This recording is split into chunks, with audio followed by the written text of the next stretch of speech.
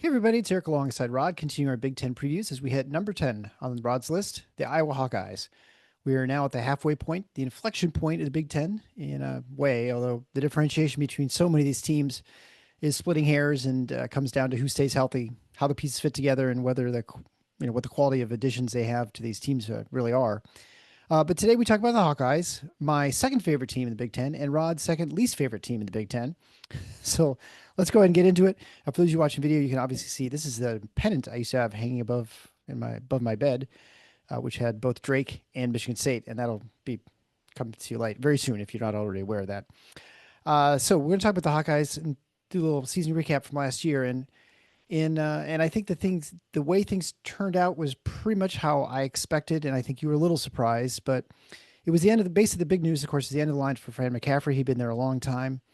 Quite a bit of success in Iowa City, but in the end, sort of the team had stagnated. They sort of hit a ceiling of sorts. Definitely had some deficiencies, and the one that you would harp on and point out year after year is that the defensive end is where the Hawkeyes would always come up short, and it would limit their ability to be super successful. You have to have some balance. You can't not score, and you can't not keep people from scoring in order to be successful, at the level that you want to, as far as to be a championship team. So last year, the Hawks ended up 17-16 overall, 7-13, did not make the NCAA tournament, and by what can only be described as a minor miracle, made the Big Ten tournament by hitting a big upset of Nebraska in Lincoln and knocking the Cornhuskers out, which is also kind of inexplicable as well, as we've talked about that already when we talked about the Cornhuskers a few weeks ago. So Fran was been very successful in the sense of getting the Hawkeyes to the NCAA tournament. Never had a really deep run. I don't think they ever made the second weekend with him. I don't recall. They did not. Yeah, that's why I didn't think so. And even when they had that great team with Garza and Weiskamp, they just were not able to get over the hump and get out. And largely because of what you point out, the fact they just were not good enough on the other end of the court. And Right. and when we talked about Mike Garland a number of years ago, he pointed out too that part of the reason that Iowa was bad defensively is because they had bad offensive possessions too, which exposed them to easier scores for their opponent, especially like a team like Michigan State.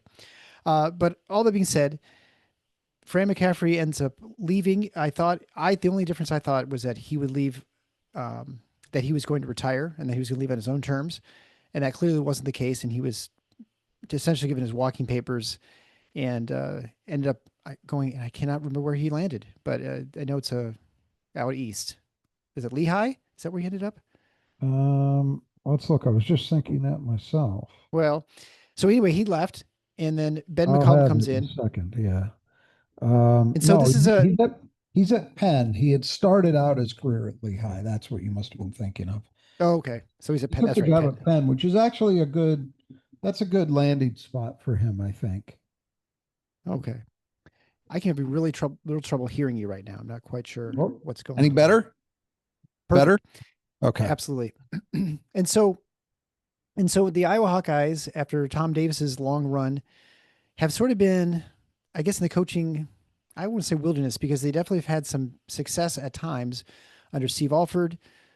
Licklider did not really have any success, but they obviously had success with Fran, but not to the level that they want. I mean, the last Big Ten championship for Iowa was it 1980 or was it like That's 79, 8. Sorry, 78, 79. 78, 79? So what's that, 50 years ago? So Almost. almost, yeah. So it's been a long time. And it's a place where basketball is important. People care about it. It doesn't produce a lot of basketball talent, but there's not any reason specifically to think that they can't be successful occasionally. And yet they just haven't been able to get to that point. And that was actually the reason that Tom Davis was forced out. I mean, one of the many reasons. I think his other problems might have caused problems, certainly with recruiting and, kind of, again, hitting through the end of the line as far as his just Well, his time in Iowa City, and just the fact that he could never get over the hump and win a Big Ten tournament or Big Ten title, or have a deep run in the NCAA tournament, which no one has had but since they let's did that. talk. Let's talk about that because I have a certain perception, and you're closer to it than I am. But I have a perception as an outsider of what Iowa was and what they have been, and why that might be causing a problem and caused a problem for a coach like Fran McCaffrey. You have to remember that even though it's been that long since Iowa won a Big Ten title, it has not been quite that long since they were seen as a relevant program nationally and even in the Big Ten. They might not win the Big Ten, but they had years where they were in contention.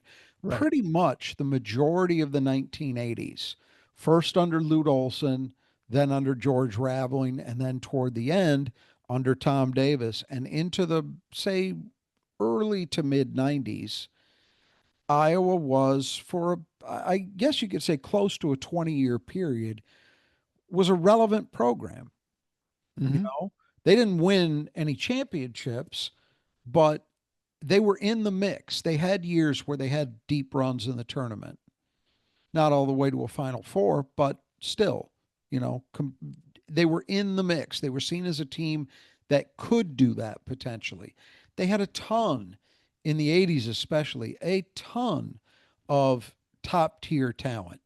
I Yeah. mean, Roy Marble is one of the great high school players produced in this state, which is saying something. He played at Iowa. BJ Yeah. Armstrong, same Right. thing. Mm-hmm. He played at Iowa. You know, on and on and on. And that continued really. The end for Tom Davis, I don't think, was that he couldn't recruit anymore because I remember his last teams had two guys, um, Dean Oliver and Ricky Davis, if you remember those names. They were Dean Oliver was the point guard and Ricky Davis was a wing.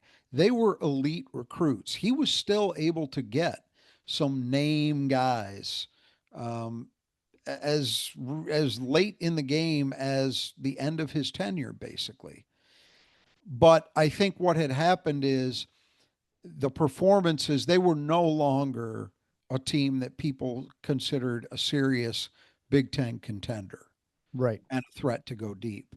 And I think that's what happened. But I look at that as the background, and I think, well, that's what must drive some of this because certainly if you were an Iowa fan and you were my age, your formative years would have been ones in which Iowa was legit as a Right. program. And so Mm-hmm. the last 25 years, even the Fran era, would probably be very frustrating to you. Yeah. Now, there's a fair question to ask here. Was that period of about 20 years or so the outlier? And has what Iowa really is as a program been the last 25 years? I think there's an argument for that, or there was. The portal changes a lot of things potentially, but Mm-hmm. Yeah. be that as it may. Uh, because, quite honestly, Iowa was known as a program that didn't play it straight during their period of success. They just Right. were. Under all those guys, Lute Olson was a cheater. George Raveling was a cheater. Tom Davis was a cheater. They all cheated. That's the truth. And so you could say, well, sure, Iowa could be relevant if they're doing that. Well, now we're in an era where all the stuff that constituted cheating is pretty much all legal. Yeah. So Right. what does that mean? I don't know. But I do think it's been frustrating for them. You know that when Tom Davis stepped aside, he wasn't fired. I don't think. I believe he resigned. You might remember better than I do. Boy, I Um, don't. I mean, I remember, and when I mentioned the recruiting thing, when not having Rafe LaFrentz come there, and he ended up at Kansas was like a that's true. huge That's true. last thing. Now, again, recruiting against Kansas, that's tough. But that was like Right. maybe the final nail, or maybe there was just one more, piece of evidence that he'd sort of lost his touch or whatever. But Well, they might have lost. It might have been during his era too. Nick Collison was another big name they hmm lost, who I believe was an Iowa kid that they lost to Kansas. could be. Um, but in any event, oh, and Kirk Heinrich for sure was. He was an Iowa hmm kid. So there were some guys they lost to Kansas. You might be right, but regardless, they hired Steve Alford, and that was supposed to be, all right, this brings the glory days back because Steve Yeah, won the Alford is press a hot, conference. hot coaching name, and it hmm played at Indiana, won a national title. He had won. I don't know if he had. I don't recall if he won the D2 national championship or if he was just very. I believe he had. Maybe I'm misremembering. He was at what was then Southwest Missouri State, which That's became what I remember. Missouri State, Yeah. and was very good there. They were a D1 program, but I can't remember if he'd had D2 success before that. Regardless, he was seen as the savior and he recruited well. initially. Um, but it didn't work. I mean, he had a couple Yeah. teams who went to the NCAA tournament, but they were never a a threat like what I'm talking about. They were never a team that he looked at and said, "Well, yeah, they could win the Big Ten, or they Yeah. could get to an Elite Eight or a Final Four." Never, never close to that. So then he goes on his merry way. He got out one step ahead of the posse. Yep. Um, God, where did was it New Mexico that he He went went to New to Mexico next? first, and then he went to Then UCLA, to I think, UCLA, and and then right, then and then I don't know Nevada, where he is where he now. is Yeah, now. Nevada. Yeah, Nevada. where Yeah, he is and he's now. been, reasonably successful everywhere. Yeah, he But has. Just like he was at Iowa. He's reasonably successful. yeah, he's been a little better than he was at Iowa at some of these spots. I would say Iowa grades out as his worst performance. But they hired Okay. Todd Licklider, who had been very successful at Butler. He had carried on the Butler program after Thad Matta had kind of established it. And he was the guy, of course, before Brad Stevens. Um, Iowa hired him, very different coach, personality wise, Yes. stylistically, pretty much every which way than Alford. But Licklider committed two grave sins. He lost a lot, but to make it even worse, his teams were incredibly boring. Yeah. They were just dull offensively. They played a very controlled pace game and it didn't work. And if that happens to you, you are not going to last long. You might be able to lose for a little while, but you better not lose and be very, very boring on top of it. And they were both. So that was that for Licklider. He didn't last that long either. I want to say it was maybe 4 years, 3 years. Yeah, and he They got sick of cancer at some point too. I think it was thyroid okay, cancer or something too, which I think sidetracked him a little bit. Too. I mean, there's that all could kinds be, of he had all kinds but of it didn't. problems too. Regardless, it didn't go well. And Yeah, so enter Fran McCaffrey, and I you mentioned that we saw this a little differently. I was kind of surprised that it got to the point where they actually fired Fran because I just thought he had done just enough after how the chaotic nature of the Alford years and then the dregs of Licklider that he had established them as, to me, honestly, what they are. Now, an Iowa fan is probably going to disagree with, maybe like your wife is going to disagree with me about this, but I don't think Iowa has the the elements that should make them that means that they deserve to be in the top tier of the Big Ten on a regular basis. They just don't. You and I talked about this, I think, some last year. Where does Iowa men's basketball rank in the sporting pantheon at that university right now? number three. Number three, and you could argue, at least for a couple of years there, maybe number four. Well, yeah, not anymore, but yes, it was. Right. You're right. With Yeah, Caitlin Clark. yeah. But number three, that it's behind wrestling. Hmm. That says it all, man. Like if that's your school, no, in my mind, you do not deserve to be an upper tier Big Ten program. So given that's how I view them, then of course I'm going to look at Fran making the tournament 7 of his 15 years. That's every other year. That seems to me about right. You know, the Hmm. one thing you can ding him for, I guess, if you want to, is that again, he never had a team that was the one year, the COVID year that they kind of thought they were a Big Ten title contender. They were good, but in the end, they really weren't that close to winning the league. Yeah, And they didn't do anything in the tournament on top of that, and they never did anything in the tournament. But to me, that's not a reasonable expectation of Iowa basketball. If you want to convince me otherwise, you got to do something to change the parameters. To me, Fran McCaffrey was kind of what the best case scenario should have been for Iowa during the time he was coaching there. Um, you were convinced that they would, in fact, part ways with him at the end of the season. And that's what they did. So you got that right. I got it wrong. I will say this, the one thing I did say is, even though I didn't think they would make that move, that I felt they probably needed to make that move if they were going to be smart and give themselves any chance of maybe moving up a level, because the guy that they eventually did hire was out there and he made yeah. too much sense on every level.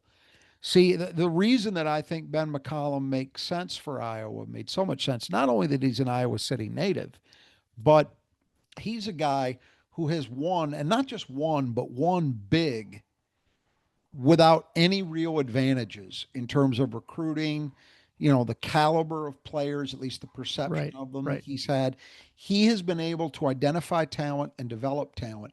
And to me, if you're going to do any better than Fran McCaffrey did at Iowa, you need to be not just good, you need to be outstanding in those areas.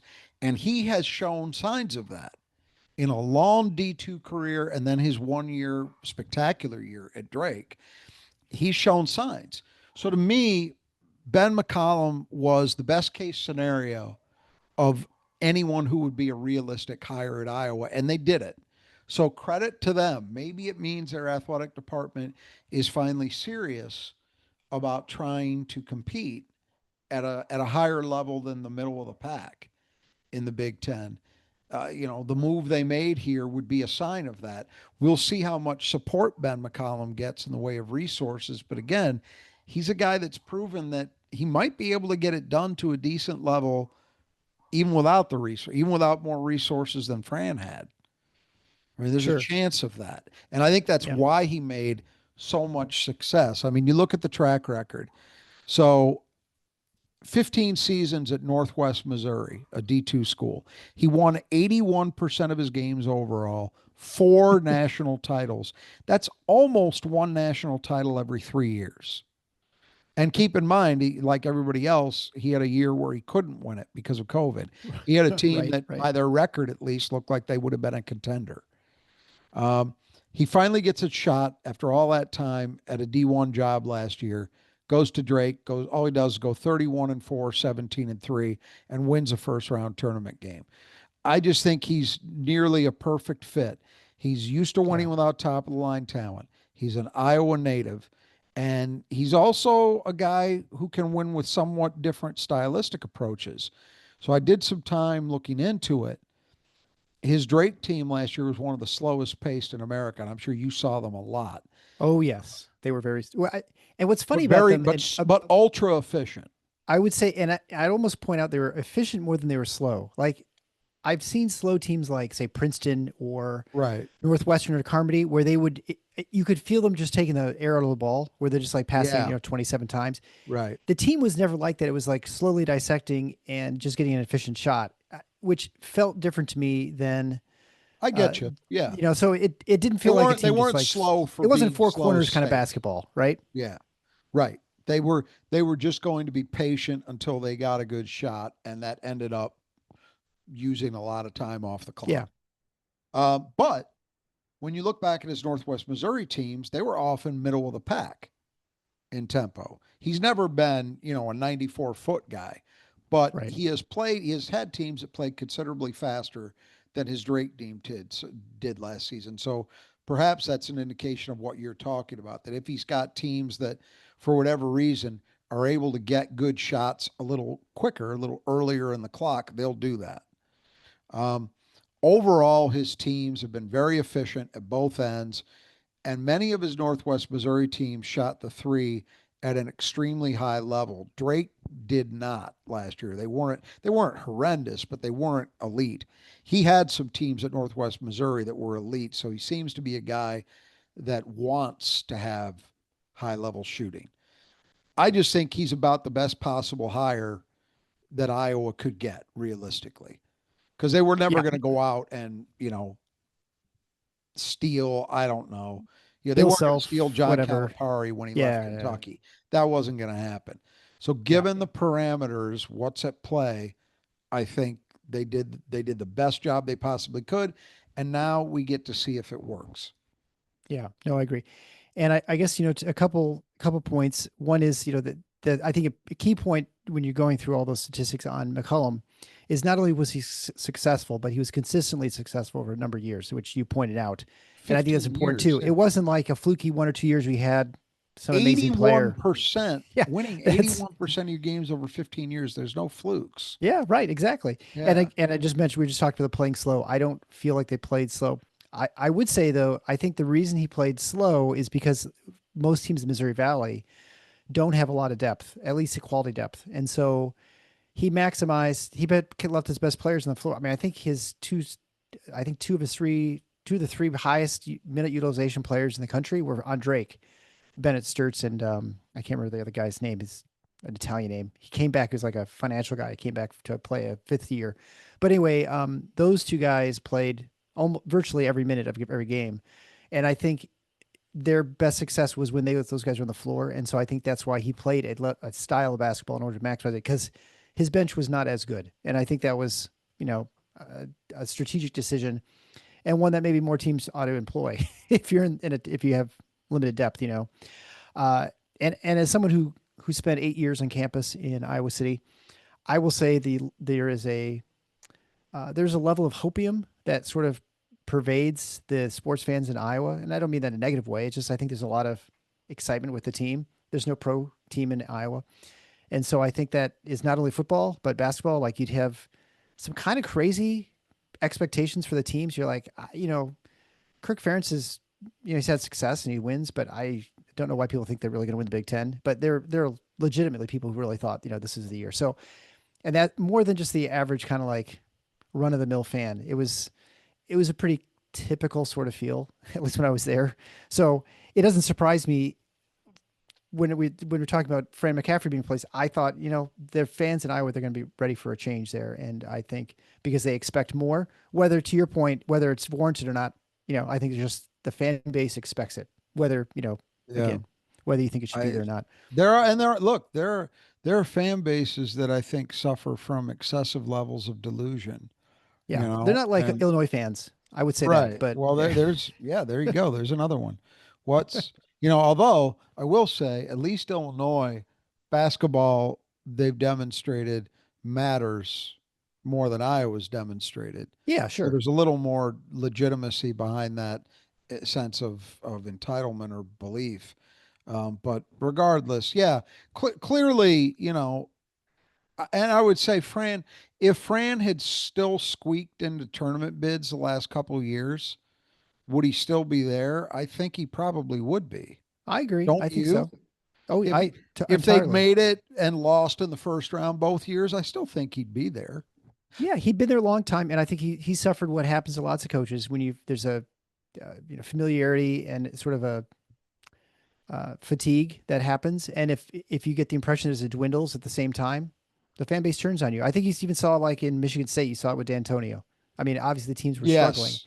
but there wasn't a lot of patience to let him turn it around, to try and turn it around again. Right? It's like, all right, just get rid of this guy. He's been around long enough. He's had his run, and Yeah, it's I that was incredible to me, the way that yeah. happened. And again, it was one of these things, and I go on these rants every once in a while, but I just people that are too young and too stupid to know when they've got it good. Now Yeah. there's a huge difference between Fran McCaffrey and Mark D'Antonio. Mark D'Antonio had Michigan State football essentially at the pinnacle it's been at since Duffy Doherty was head coach. Yeah, well, He's basically the the playoffs. Said they've been a he was playoffs, an right? elite. He was an elite. I mean, he's a Hall of Fame football coach. Fran McCaffrey's not going to the Hall of Fame, Right. but I Yeah. get, but I Absolutely. get your point. Yeah.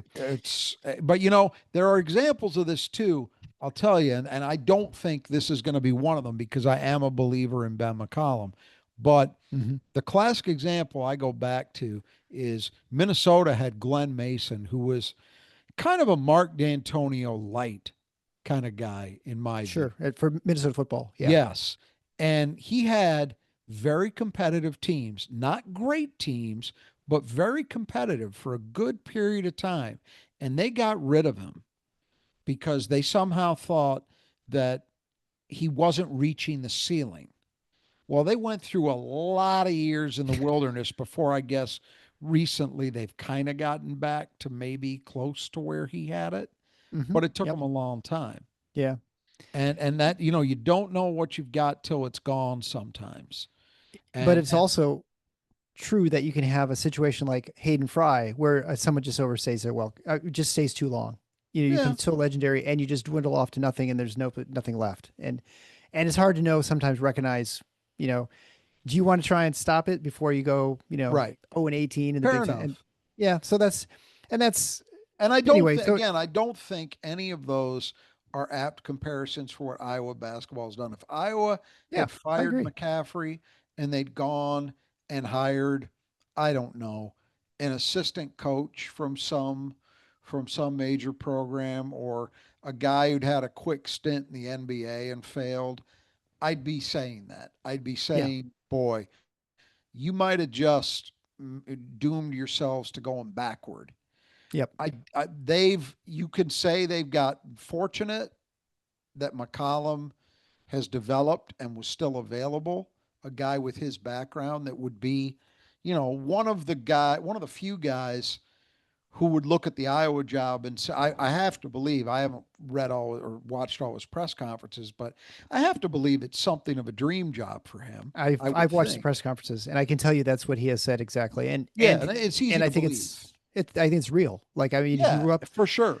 So they Yeah, he's got an Iowa fortunate guy. in that way, Yeah, that absolutely. at a place like Iowa, that's not going to happen all the time. But again, I give them credit if part of this decision was motivated by the fact that they took a hard look at it and said, if we don't move now, somebody else is going to get Ben McCollum, because Ben McCollum was in the mix at Indiana. Oh yeah. And I think you could argue, I'll say this right now, flat out. I am expecting he will have a better tenure at Iowa than DeVries will have at Indiana. That doesn't mean I think DeVries is going to be a disaster, but I think Ben McCollum is a guy who could make turn Iowa into the next version of what we've seen the last 20 years from Wisconsin. I was going to Because mention again, Wisconsin. Yep, if you're exactly. if you're 35 years old, all you know is Wisconsin basketball being very, very strong, right? Yeah. Trust me. I remember when they were the dregs of this league for forever. Yeah. There, and that's another place. There's no natural reason for Wisconsin to have a great basketball program. They've had it because they landed a truly legendary coach in Dick Bennett, who started it, and then Hmm. got maybe even an upgrade on Dick Bennett Yeah, somehow I in think Bo so. Yeah. Ryan. And Greg Gard has been just good enough to sustain it. That's that was not preordained. Hmm. And I Yep. there is a thought in my mind as I looked at this scenario that I think, given enough time, it wouldn't be totally shocking to see Ben McCollum turn Iowa into an annual pain in everybody's ass. I think I he's think that's. capable of it. We'll see if he I think so too. does. Yep, I think so too. Watching the press conferences and watching the enthusiasm from Iowa basketball fans, it is palpable. They're definitely very very excited, and I think even on a level even more so than Alford, mainly because of the ties he has with the state. Sure. It really matters a ton to He's one people of in Iowa. theirs. He's one of It theirs. it matters more there than it does in Michigan. I'll tell you that for sure. You know, if you're an Iowa native and you like have ties to the Hawkeyes, it matters tremendously, and even even more than at say a place like Well, Michigan State. but I'll tell you, I don't know. I'm gonna push back on that a little bit. I mean, this goes back a long way, but when Michigan State finally got it right and hired George Perlis after they passed the first time and hired Muddy Waters, I mean, I'm old enough to remember that pretty vividly. That sense that a Michigan State guy who grew up in Detroit, as he would remind you constantly on Werner Highway, um, that was a huge deal. Huge. Now, even bigger than this, maybe, because not only was he a Michigan State guy and a Michigan guy, but he had a direct connection to the glory days, which, there's nobody in Iowa's collection to a connection to glory days at this point in basketball. But Yeah, I hear you. I can believe that it's very meaningful to the Iowa fan base, and I can imagine it's very meaningful to him. So if the Iowa administration made this move for that reason, that they saw their chance at maybe the one generational guy, potentially, that we don't know that yet, but potentially the one generational coach that they could get slipping away from them, then all credit to them for making the move. yeah. I No, just I think didn't so think too. they'd do it. Yeah, right. And yeah, you don't know how the department's going to react to things and to take a chance. And I think again to get probably the guy who is probably most built for this position whether it turns out the way Iowa wants or not is, up for the Yeah, future. there's no guarantees in any of it, right? But if you were Yeah, drawing up the ideal coach for that job, in my opinion, he's pretty much it. I Because you're not going to right. go out and get we know that you're not going to go out and get a proven superstar, a guy who's already done it at the high major level. That's not happening. So if you take that off the table, this is, yeah. I mean, this is a guy who's done nothing but win. Yeah, I honestly think that, and we'll stop talking about McCollum here in just a second, and uh, that had they gotten Calipari, let's say, I think people are more excited about getting McCollum than they are Calipari in Iowa. Really? Just Huh.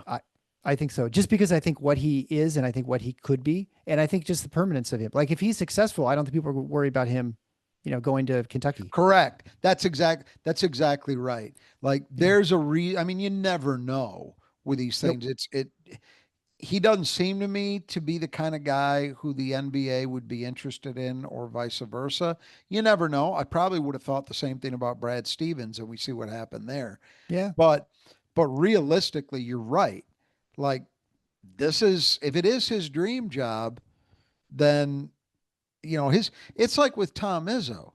When Tom Izzo's head was turned, it was never by another college job. And trust me, they all came, not all of them, but damn close. Yeah. Kentucky tried a couple times, Hmm. and there have been others who tried, and it never came close. He was never going to leave. The only thing he would ever potentially have left for was an NBA job. Yeah. With McCollum, if he's not an NBA driven kind of guy, and he may not be, you're right. I mean, probably he's not gonna move. Yeah. I mean, it's kind of like it feels very much like a Tom Izzo or Matt Painter in some respects. It's sort of like, sticking around for at the one school, but we'll see. So anyway, that's very brief season recap and long discussion on Ben McCollum was brought to you by Nudge Printing. They are the sponsors for all our gift cards and prizes for our contests. And the name of the prize right now, the contest right now, is of course the Beat Rod contest, where you have to predict the Big Ten teams' final standings 1 through 18. Send in your answers to me at Eric at TIFFINOTS.com.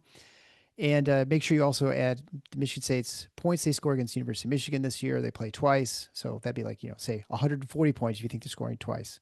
Don't send me 280 because I'll have to ask you what you really mean, because obviously you don't think that's right for Michigan State scoring that many. Get those in before the first Big Ten game, whenever that is. And also before then, head over to Nudge Printing. If you need Spartan apparel, you can go get all your stuff over there. And for those of you who are Hawkeyes watching this right now, you can also get Hawkeye gear there too. And as someone who has a bunch of Nudge stuff, I don't have any Hawkeye stuff from Nudge Printing. This is actually from Shields, I believe, what I'm wearing right now. Uh, get that stuff because it is the high quality screen printed material. It's really, really comfortable shirts, hoodies, whatever it might be that it's printed on. Probably better than what you get at Shields. I can guarantee you it's better than what you get at Shields or at the Iowa Hawk Shop. Just telling you right now. You get 20% off as a listener to the show. Just type in Final Four when you get your order. Let's get a couple Iowa orders in there too. But if you're a Michigan State fan, as most of you are, you can also get all your Spartan apparel there too. All right, so let's talk about the key departures and retained players for Iowa. We'll begin with Peyton Sanford. His older brother graduated, but Peyton was sophomore last year. He averaged 16.7 points a game, 6 rebounds a game, shot 41, 34, and 89. Um, and I don't know where am I going crazy or is it Peyton Sanford? Is that the right one? Um, yeah, I thought so I've got already. I got the Sanfords back. I'm trying to remember that. Where did he end up going? Um, he's playing in the Big Ten. Yeah, where did he go? Did he go? I can't remember where he went. Yeah, Peyton Sanford is the right one. Okay. Yeah, he's the older one. Oh And yeah, you're he's an the older Iowa one. fan. I You am, and I talk- was like, they're two Sanfords. So this is the real story here with me. I would enter until they did start doing this show. I would enter most Michigan State seasons. I'd sit down. I'm like, I can't remember who's on the team. Like I would remember most players. I'm like, who's not on the team this year? So you know, I don't know. Price His is who younger you're thinking of, and we've Price is the talked one. Yeah, I'm about him. like We've Price is the talked one about him who's already. He's playing at Nebraska. he's at Nebraska, right? Price Sanford went to Nebraska. He's the other departure. That's what I was originally thinking. But like, wait, Peyton's his older brother. So Peyton was Yes. obviously really good, and he's a and he did a great job, and he was played with a lot of energy, which was part of the reason I think he was a little bit more successful. We'll see than his brother, at least is on the court. Yeah, and he wasn't quite as highly regarded coming out of high school as his brother. And Right. his brother's been okay; he's been Yeah. fine. But Peyton was a guy, and I think most Michigan State fans probably still have some PTSD around this from that game. What was it, a couple years ago? The ridiculous game 2 years The one ago in Iowa in City. Iowa But City. truthfully, of anybody in the Big Ten over this era, even if you had a lead late, he could terrify you Yeah. because, and he was maybe short of 1 year, he was never a hugely efficient guy. Like you look at it, 34% from three. That's not a great number. But if you asked anybody, is Peyton Sanford a guy you worry about as a 3-point shooter? The question would be absolutely. Yeah. Because in a big shot situation or down the stretch of a game, he would absolutely terrify you because he could go 0 for 7 over the first 35 minutes of a game and then drill 5 in a row in the last 5 minutes. Exactly. Yeah. He was Right. that kind of player. And that's dangerous because with most guys, if they're having a bad night, you can kind of get comfortable with that and figure, all right, they just don't have it tonight and they're probably not going to do damage. But like one of the worst things you could hear at halftime would be Peyton Sanford is 0 for 6 from the floor because you Right. figure, well, he's due and he's going to Yep. go on a streak at some point, and oftentimes he would. So he was a very good player for them. He had the usual defensive deficiencies that seem to come with any Fran McCaffrey player. But offensively, he was the real thing. And then other player, and I think the one probably, and I think you mentioned this too during the season, the one probably most responsible for Iowa's slide and barely making the Yeah. Big Ten tournament is Owen Freeman, 6'10" sophomore. He got injured after about halfway through the season, about 19 games in, and Iowa was not great with him, but they were okay. And then when he went out, they did not play well. That he averaged ended that ended it. Yeah. That yeah ended their they serious NCAA tournament chances. he averaged 16.7 points a game, 6.7 rebounds a game. He ended up transferring to Creighton. Um, and so he's a big loss to the Hawkeyes for sure. In that sense, yeah. Yeah. Uh, Now it's interesting. I just read today as we're recording this. You're hearing it later than this, but that he's still got problems with that knee, Oh and yeah. he's not going to be. They don't think he's going to be ready to go when fall practice starts. They don't think he's going to miss time or in the regular season, at least not yet. But that means he's, pretty much had an inactive off season. That's not good for anybody. That's a But long time to be out with a it knee injury is. too. That's It 9 is. months. Yep. That's rough. And Freeman, though healthy, is an effective player in two ways. Offensively and as a rebounder, he's Hmm. really good. Defensively, he's lazy and he doesn't have great mobility. So it's funny, Michigan State recruited him fairly hard. They wanted him, and Iowa beat them out. Maybe the only guy Iowa's beating them out for over Fran's entire tenure. But I look back at it in retrospect, and I just wonder how Freeman would have fit. Izzo would have loved him as a rebounder, would have loved him as a post scorer, but I think he would have despised him as a defender. Then again, you could make the argument that if he was at Michigan State, he wouldn't be allowed to play that way defensively, and he would have figured it out, which is Yeah, possible. maybe. But there was some stuff, and you might know more about this than I do, but I remember hearing some stuff. There was some stuff floating around after he got hurt last year that he maybe wasn't the best teammate at Iowa. I don't know if you ever heard anything along those Yeah, I heard that. lines. I heard that talk too, but I don't know Yeah. any You specifics. never you never know if that's sour grapes from a fan base Yeah. that's pissed Right. off or what. But at the time I was hearing it, Fran wasn't done, and it wasn't a done deal that Freeman was going to leave. So, I tended to give it a little bit of credence. Regardless, he's Greg McDermott's problem or benefit now. So we'll see. Yeah. And finally, last key departing player is Josh Dix. Uh, Dix was I guess your sort of typical Fran player, a guard, 14.4 points a game, 51, 42, 80, and 77 shooting, 6'6" wing, who is also transferred to Creighton. And I can't remember if he went before Freeman or after. They've almost I went think as a it was package, it after. felt like. I think Yeah. it was after. Dix took a little while with his recruitment. And I'm forgetting now. My recollection was that Creighton wasn't the first place that was or considered to be the early bet for him, but I can't remember off the top of my head who else was. In any event, he ends up at Creighton also. The good thing for both he and Freeman is at Creighton, it's not like he's walking into a situation, say, that he would be at Michigan State, where Tom Izzo would look at him and say, all right, it's great that you can shoot the ball. Now go find somebody on campus you can guard. And that's not going to be the deal at Creighton. Creighton is maybe not quite as much to an extreme as Iowa, but that is definitely an offense first, last, and always program. So I'm sure they'll both be very comfortable there. Yeah, and I guess you wouldn't think of Owen Freeman not playing defense. There have been players like Nick Ward recently. Was sort of struggled playing defense or wanting to play defense and playing well. So But maybe look he at could what have happened to Nick Ward. survived. Yeah, well, Look at yeah, what he didn't happened to not. Nick Ward. By the Yeah, time Nick Ward was a junior, he lost an injury, played a part in it too. But trust me, it was coming anyway. yeah, He lost no, his starting role to Xavier Tillman because he just couldn't guard at the level Michigan State needed him to. yeah. You know, But he was that's the thing recruited. at a place like, yeah, but he was recruited with the idea that, okay, we're going to be That able he to could figure it out. improve him. Yeah, And they did improve him. He did get better. He just didn't get better enough. The problem is for Fran McCaffrey, he's not even thinking about, well, I got to get him better defensively. He didn't care. John Beilein, the first half of his tenure at Michigan, same way, didn't care. mm-hmm.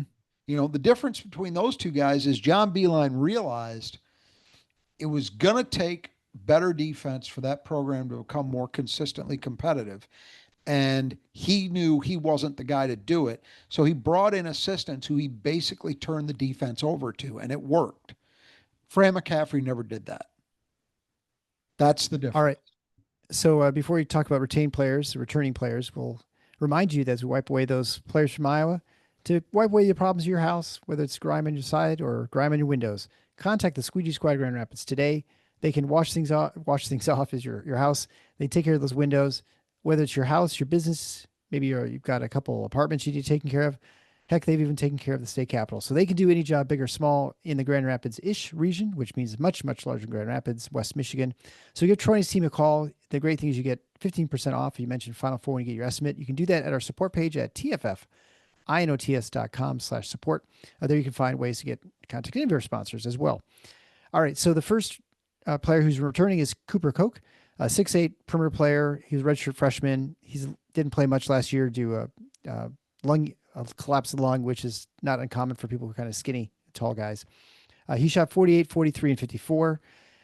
And this is, again, I think maybe I looked up before. I can't remember if he's the son of J.R. Koch, who used to play for, or Koch, I guess, used to play for Iowa back in 2000, I think. Maybe he Might is. be. He's, he's a guy that probably a good thing that McCollum was able to hold on to him.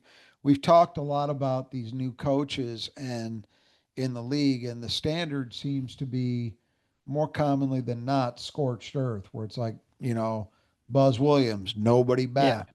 right. Darren DeVries, nobody back. Uh, Nico Medved, I think, had a couple guys back, but not much.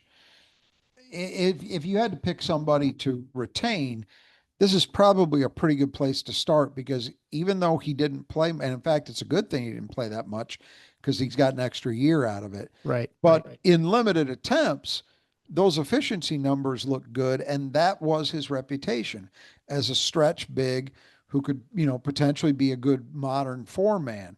So, yeah, I would say, and Iowa seemed to be pretty high on him when they got him last year. So I would guess that he's got the potential to maybe be a rotation guy this season and maybe more than that down the line. He's definitely the kind of skilled player that it seems McCollum gravitates toward, because that's, even though Drake didn't shoot the three very well last year. I mean, you watched him much more than I did. He just seems like a guy that wants his teams to be offensively skilled, right? Like Yes. everybody pass the ball well, everybody shoot Hmm. it well, those kind of things. So this is the kind of player, not an athlete, but a guy with some ball skills and some size. And then the other retained player is Jacob Koch or Koch. I'm not quite sure, but strangely not related to Cooper. He's 6'2" sophomore walk on, didn't play a whole lot. And, he just probably provides a little cohesion and from last year's team, or at least some culture, I guess, with Iowa, the Iowa way. Well, it's interesting that, McCollum opted to keep him around. A walk on, you wouldn't necessarily expect that from one era to another, but he did opt to keep him around. I don't see him likely as an impact player, certainly, but was interesting that he's still there. All right. So that brings us to the newcomers. And we'll start with the most obvious one, Bennett Stirtz, who is had quite the interesting collegiate career. He played 2 years with under McCollum at Missouri Valley, Missouri Northwest Northwest Missouri Missouri. at D2, and point guard. He was a Player of the Year last year for the Missouri Valley, and now he's going to be the starting point guard on the Big Ten team as a senior. He's 6'4", so he's got some good size. 3-level scorer. He averaged almost a little over 19 points a game. Shot 50, 40, and 79. He averaged 5.1 free throws per game. So he's a guy who can get to the rim. Could go score through contact. He averaged 5 assists to 2 turnovers a game. So he is, I think, would you say, a prototypical point guard? It's very interesting. I never saw him play, obviously, when he was at Northwest Missouri. So he played last year, like I said, pretty much every minute. I think he averaged like 39 and a half minutes a game. And he would play very deliberate and I wouldn't say slow, but a little, I guess you could say slow. But I don't know what he was like at North Missouri if they were like an average tempo team. If he played a little bit faster, then my guess is he probably can play however he needs to play. The guy comfortable just taking over game or sort of handing it off to other people for a while, and then when there's a hiccup, he'll come in and start scoring. He's largely the reason they were successful winning the first round against and beat Missouri pretty handily in the first round of the NCAA tournament. So great player and someone who I think there's no question he'll be able to be effective in at the a higher level in the Big Ten. Yeah, it's funny. The profile looks a little bit like Great Alsobors did, where he was with the same head coach. He was with Danny Sprinkle through Mm-hmm. two previous stops. Right. But there are some differences. One is Bennett Sturtz didn't get $3 million to play at Iowa. Probably 3 Uh, million Pancheros the burritos though. Yeah. other is that I think Bennett Sturtz is going to be much more effective. Yeah. This is a huge deal for first year coach, and we've talked about it in a couple of these other instances where, we talked about it with DeVries, right? Where his point guard this year is a guy who's played a couple of years for him previously. That really that helps when you've got that kind of continuity and understanding between coach and point guard. And boy, does Iowa seem to have it. But not only that, you're talking about a guy who has that understanding and that built-in trust and all of that, but also a guy who's been hugely productive. I mean, for him to do what he did, was he Missouri Valley player? Yeah, he was Missouri Yeah, Valley he player was. of the year. Yep. Yeah, they That's had three. that's a big Yeah. deal. That you're a good player if you win player of the year in that conference, bottom line. And so I think, it's hard to say in a league that's got Braden Smith that he's the best point guard in the conference. I don't think anybody will believe that until he proves it, given Mm-hmm. that Smith is still around. But boy, he's going to be one of the best. I feel confident in saying that. And just what a great building block to have for your first team, to have a guy who knows you, and then on top of that is insanely productive and efficient. Yeah, I'm gonna have a little bit of flashbacks going through this lineup because it does feel like I'm just going through Drake's team last year. The next one is not someone from Drake, Alvaro Fulgaris. He comes via Spain. He's a 6'5", 6'9", 215-pound junior Played for a couple years at Robert Morris. Last year, averaged 14.1 points a game, 9.1 rebounds a game, shot 55, 41, and 78. And he was player of the year in the Horizon League. Yeah, I would say he's the likely starter at the four, and he was a player that, it's a credit to Iowa they were able to get him because my understanding was that there was serious interest in him from a lot of places. That was not an easy get for them, and they managed to pull it off. Uh, it's funny. I saw him play one game against Oakland, and I believe it was in the Horizon tournament, and it was a game that Oakland had a great shot to win and kind of ended up frittering away. But I wasn't knocked out by what I saw from him. But you look at his season, it's the only time I saw them. But you Yeah, look at sure. his season performance, and it's very good. I mean, 41% from three on good volume, 9 boards. He's obviously helping in a number of different ways. And again, a skilled guy, which it doesn't seem to me like McCollum is going to be super likely to have a bunch of guys that are, great run and jump athletes, but they're a little raw in terms of the ball skills. Like that seems to Hmm. be the opposite of what he's going to prioritize. That's just a feel, a guess, but he definitely fits that profile. Then we had Brendan Hausen, 6'5", senior transfer from K State. He played a couple years at Villanova as well. He shot 39, 39, 82 while averaging 11 points a game last season. Yeah, and it's a nice addition. You're talking about a guy who spent 2 years at Villanova, didn't do a lot there. Then he goes to Kansas State, has a reasonably good year in the Big 12. So that's good, thorough high major experience to be bringing in to Iowa. Most of their guys are obviously coming up from the mid-major level. This is a guy who's seen Big Ten level competition his entire career, and I would think, given the experience, given the size, given the proven shooting, pretty safe bet to be a starter on the wing. Next is Tavian Banks, 6'7", senior, follows McCollum from Drake, where he averaged 10.1 points a game, 5 rebounds a game, and was a sixth man of the year at the Missouri Valley last year. He shot 52, 9, and 71, so he is a guy who's not going to get you from outside, but he can score inside pretty well. Yeah, and you saw him more than I did, obviously. What's your impression of him?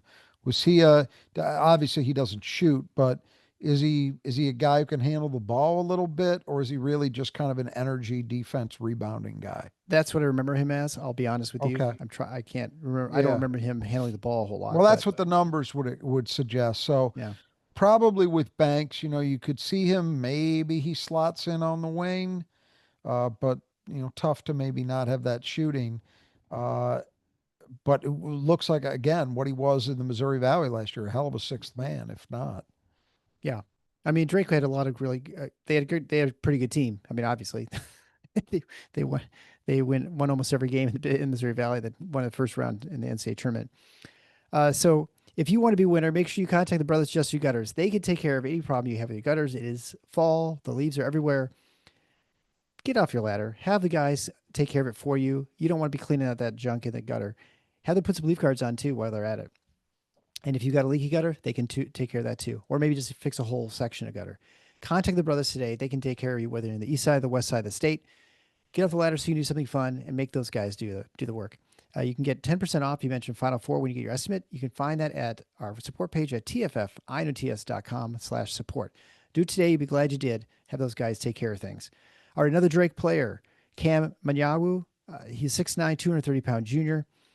He was a regular starter last year. He averaged 7 points a game, 5.3 rebounds a game, shot 58% from the floor, 50% from the line, played about 19 minutes. And so he's definitely going to be one of their interior players. Important one. Yeah, and I think with a good chance to start, not a lock, but look, Iowa's going to need size, right? In Mm-hmm. the Big Yep. Ten, you're not going to be able to get away without having some legitimate size, at the very least, to defensively combat and compete on the boards with some of the big men this league rolls out. So, um, I would say he's got a pretty good chance of being the starter at the five. And then we have Kale Combs, a player admittedly I don't recall, but he's also from Drake. 6'4" junior combo guard, where he averaged little under 4 points a game on 51, 20, and 80 shooting in about 13 minutes a game. Yeah, I would say he's almost a lock for a rotation role, if for no other reason than he's the only guy besides Sturtz who is seen as being capable of playing some minutes at the point, at least a scholarship guy, So for that reason alone, he's going to be in that rotation somewhere. Obviously, if that perimeter shooting jumps up a bit, and it might, he could maybe earn some minutes off the ball as well. Next, we have Isaiah Howard, another Drake transfer. 6'5" sophomore, averaged 4.5 points a game, 2.5 rebounds a game, played about 15 minutes, shot 44, 31, and 45.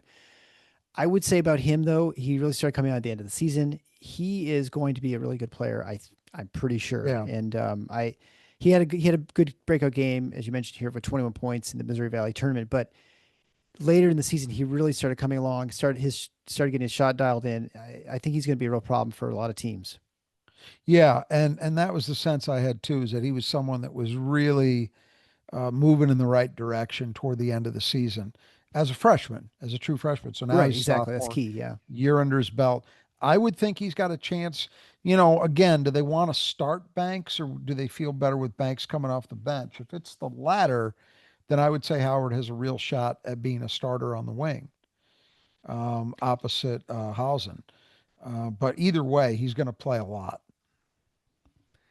Then we have Trevin Jurak, a 6'11", 250-pound freshman, former Iowa Mr. Basketball. I guess not former, last year. And so 6'11", 250. So you got to like his size, especially the Big Ten. Yeah, and that's the important part. The nice thing is oftentimes freshman bigs come into this league and they're not ready to compete physically. They need at least a year to get, to improve their strength, their bulk, all that. Not the case here. It would seem this is a guy who's ready to go from that perspective. But he was a light, even though he was Mr. Basketball, as you mentioned earlier, I was not exactly a great basketball state. So Sure. he was a lightly recruited player. He didn't have a ton of high majors after him. So what does that mean? Is he able to make the adjustment, the transition to Big Ten play quickly? Don't know, but size can't be coached, and Iowa pretty seriously can use it in a reserve role. I would expect that he probably gets a shot to back up Manyawu. And we'll see just how ready he is to be a guy who earns minutes immediately. Yeah, I mean, as good as Drake was, they obviously did not have the size as a high major team, and so bringing their team across from Des Moines to Iowa City, it's not going to solve that problem. So he hopefully will fix that for them. Then we have Joey Mattioni, a 6'9" freshman, also Drake transfer. He bulked up a little bit this year, so we'll see if he makes it onto the floor. Yeah, he did add 25 pounds of weight during his redshirt season, so that's good. But the sense I have is that expectations seem to be a bit muted for his making an early impact. But the thing that makes an argument for him is, again, size on a team that doesn't have very much of it. He might get a shot. We'll see. But expectations are not through the roof at this stage. Next is Tate Sage, 6'7" freshman, and so kind of plays the wing, I suppose. Yep. And they think he's a guy who could eventually be both a guy with ball skills and some physicality as a big wing. The question would be uh, how much in the way of contribution he can make to the team this year as a true freshman. We'll just have to see. And finally, Peyton McCollum, who's obviously the coach of his son, 6'2" freshman, played point guard in high school. Yeah, and he's the stereotypical coach's son. It sounds like Good very free throw heady, shooter. heady, smart player. All that, but not seen as an early impact guy for Iowa unless some things go terribly wrong. All right, so wrap up talking about Iowa here, and obviously, it's the first year at McCollum. I think we both agree that one thing we will not see from Iowa this year is a defense optional approach to basketball. This is Right. not going to be a sub 150 or 125 defensive team. I think, well, McCollum's coach, I'd be very surprised if that's the case, unless they just get totally wiped out on the boards or something weird like that, which I don't actually even think would happen. Yeah. Obviously, a lot of fans are going to be wearing yellow ties. You're going to see that a lot. So get used to that. All the students wearing yellow ties, much like the Drake students wore blue ties. So, Ugh. so Yeah. I'm Great. I'm just telling you what's coming. Great. So just be prepared. And hopefully, for the Like Iowa those standpoint, dopes who dressed up like Mark Turgeon at Maryland. Yeah. exactly. Great. Except Fantastic. I'd only say that for this Iowa's sake, it will be nice having them actually have some excitement and energy in that arena, which they haven't I had. agree. I agree Although with they that. did, It's although they did with Caitlin Clark, but even last year it kind of faded yeah. away as their women's team was pretty Yeah. bad. So It is good anytime that a Big Ten program gets that juice flowing in their yeah, it's building. just more I fun to agree. watch games. I agree. So Ben McCollum comes in. We'll see what he does. In the What are your end, impressions here? yeah, in the end, I think they elected to do what programs that are serious about competing at a high level do. They Hmm. recognize the limitations and ceiling of where they currently are, and they take a chance to get better, and that's what McCollum represents. As we've talked about, he's won in a massive way everywhere he's been. The caution here is that he's got exactly 1 year at the D1 level, and though the Missouri Valley is admittedly a great mid-major league, it's not the Big Ten. You just kind of touched on it. You know, you could win at Drake without a lot of legit big men. Hmm. Not going to do that in the Big Ten. Yeah. And you talked about the defense. I agree with you. His track record would suggest that they're going to be good defensively soon. But whether it's this year or not, I don't know. Is there a transition cost in moving up to this level? Does he have enough on the interior to where that doesn't end up being a problem for them? Are his guards able to defend Big Ten opposition? I know they were able to handle Missouri Valley opponents well enough. Can they guard Big Ten caliber perimeter guys on a night in, night out basis? We'll see. I suspect that Iowa's at least going to be functional defensively this year, but it might take a year or two for him to truly get a roster put together that can defend at the levels he wants to playing against a Big Ten schedule. I think that's a challenge. And it just overall, this is with everything Ben McCollum's done, this is it. Like this is a supreme challenge for this guy. Right. And I've watched, when around the time they were hiring him, I don't even know if they'd actually hired him yet. I can't even remember where it was that I got to this. I watched like an hour and a half interview with McCollum with somebody and went very deep into his philosophy, his coaching style, all of these kinds of things. I know he's very big on conditioning, which is part of what you were getting at with them kind of using a somewhat shallow bench Hmm. last Yeah. year. That's they go hand in hand. Like your guys have to be in good shape if they're going to be able to do that. Uh, and I was what struck me is he walked a very fine line because the sense I got is this was somebody who was extremely confident that his way of approaching building a program and running it will work. But he somehow didn't come off as arrogant.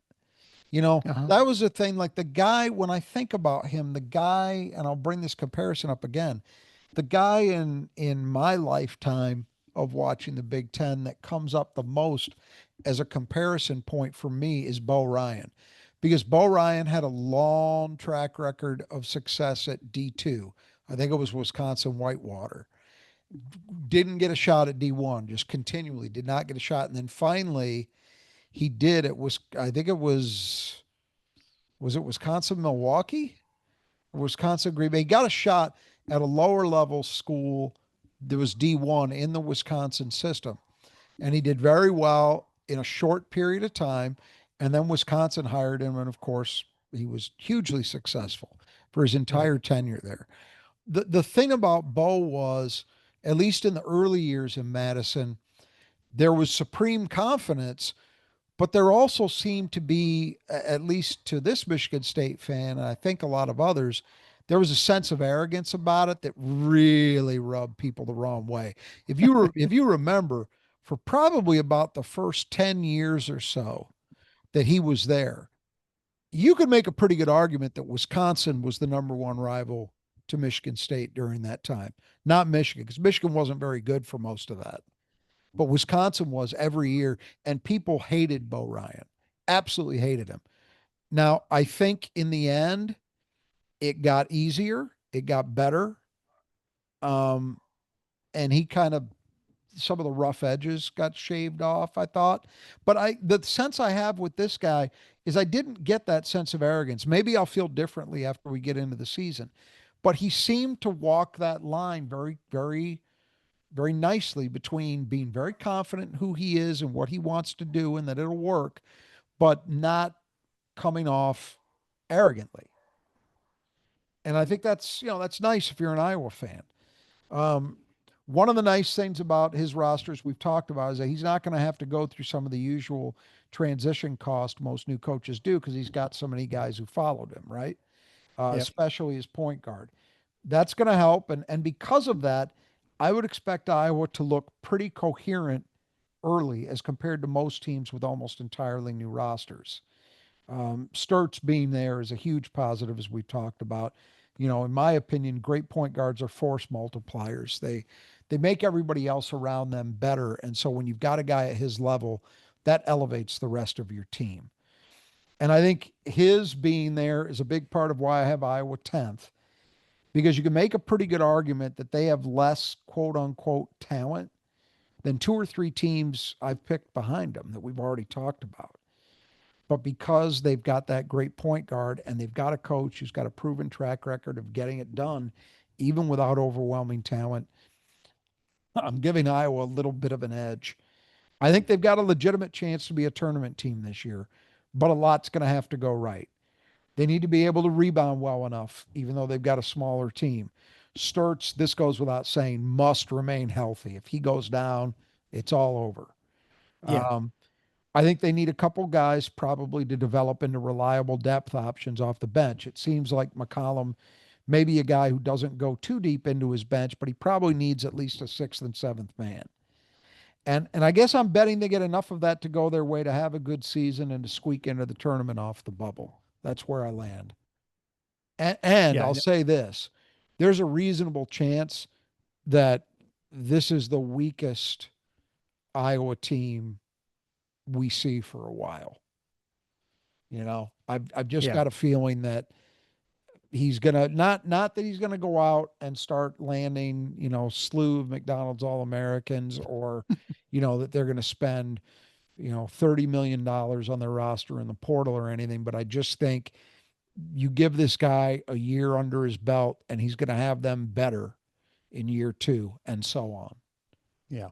I think you're right. I know my wife's excited. Yeah, I don't think know if I was going to I'm spend as many hoping I'm millions. wrong, by the way, about I all this. yeah, I, I know you are. And anyway, so she's very excited. I think it's nice for Iowa to actually, I think, probably get some energy back in that program. We'll see what it translates to I, for them. I And think this, the Big Ten, we've got four new coaches, right? So yep. you got DeVries, you got Buzz Williams, you got Nico Medved. All these guys are accomplished. Like they've all got pretty good track records. Hmm. I think Iowa got the best of the new guys. Yeah, I agree. Well, and I think for, if you want to go through that list, I think, so the success and I think he's probably most successful. You could argue Buzz Williams obviously has much more D1 success, but he's also a guy you don't think he's going to stick around that long at Maryland. Like if he's going to be gone within 16 years. And you can Right. imagine, I mean, it's not a huge stretch, not to say he's going to turn into Tom Izzo, but you could imagine a guy sitting around there for like 20 years at Iowa if he's successful and just being Yeah, a like an pain. Izzo or a Painter. Yeah, For and there sure. aren't that many guys like that anymore. And No, you're but right. He on the surface, at least, it looks like if he's successful, it could be that. it feels a little bit that way. And, and, and although the many Michigan State fans who are younger, as you point out, don't realize this, but Michigan State was not always, basketball power. And it That's right. doesn't, you don't have to go back that long. And it doesn't take a whole lot in some ways to become one. It obviously it does take a lot, but it's not like you have to have 80 years of success. It can disappear too, like we've seen with Indiana in some respects, right? And so it's not I impossible to imagine something could happen there. I mean, and maybe then the support comes to go to another level higher. And Iowa is not like Northwestern, where they have a real limited sort of base. Right. This is a place that there's it's there it's a possibility, I think, and so something that I think should be concerning for the Big Ten. To me, Michigan State is a different thing because Tom Izzo has achieved at such a level that you can't. If anybody's expecting Ben McCollum to do anything close to what Tom Izzo's done, they're out of their minds. And Purdue's not really a good comparison either because Purdue is a traditional power. Right, Matt and it's Painter's state done a a basketball really state. Yeah. right. Matt Painter's done a really good job. Don't get me wrong, really good. Yeah. But that's not a terribly hard place to win at. You know, the infrastructure was there. I Right. honestly, I think the best and most realistic comparison for Iowa to try to get to aspire to is what Wisconsin has been for the Yeah. last No, I think quarter you're right. century. Wisconsin, not Michigan State, but really good, really good. Like that next notch down Yep. where they're a team every year, just about every year. You figure they've got a shot to be in the top 25. They've got a shot to do some damage in the tournament, and they've got a chance to compete in the upper levels of the Big Ten. That to me is, if McCollum is the guy I think he could be, that would be a very realistic thing to aspire to. Yep. No, I totally agree. I think that's exactly. They're in many ways, I think, very similar programs in that sense. Although Right. I And would just give Wisconsin, a very similar. Wisconsin's got most of the same issues that Iowa has. sure, yeah. The only difference is that Iowa has had some success in the past, where Wisconsin had like nothing. Yes. So that'd be Yes. the only real difference, I Right. guess you'd say. Right. All right. Well, like, apologies to those of you watching video, as I had accidentally disconnected my camera. So I'm back. I do think it had something to do with the fact that I was wearing the shirt, and that Rod has something to do with it. I can't prove that, but we're just going to go with that theory for now. Again, reminder to head on over to our support page. You can find links to our sponsors, Brothers Jets Your Gutters, Squeegee Squad Grand Rapids, and of course, Nudge Printing at nudgeprinting.com, or you can get our TIFF Knot stuff at nudgeprinting.com/TFFINOTS. Even if you're a Hawkeye fan, you can go get Hawkeye gear over at Nudge Printing. I recommend you go check it out. You won't regret it. It's great stuff. So until next time, the Final Four is not on the schedule. Go green.